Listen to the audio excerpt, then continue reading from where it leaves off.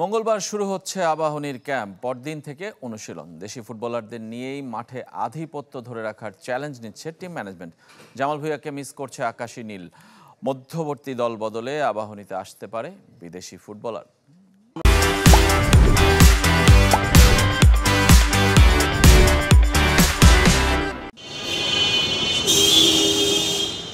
সরব হতে শুরু করেছে আবাহনী।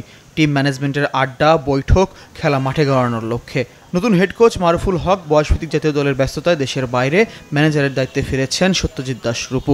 সদ্য সাবেক ম্যানেজার কাজী নজরুল ইসলামকে সাথে নিয়ে সাজাচ্ছেন মৌসুমের পরিকল্পনা।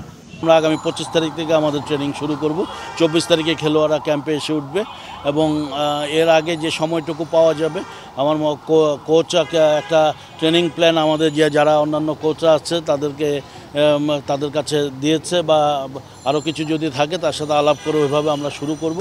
জামাল ভুঁইয়াকে ধরে রাখতে না পারার আক্ষেপ আছে আবাহনীর। মধ্যবর্তী দলবদলে যুক্ত হতে পারেন বিদেশি ফুটবলার। তবে প্রথম লেগে দেশিদের নিয়েই মাঠে আধিপত্য রাখতে চায় আকাশী নীলরা।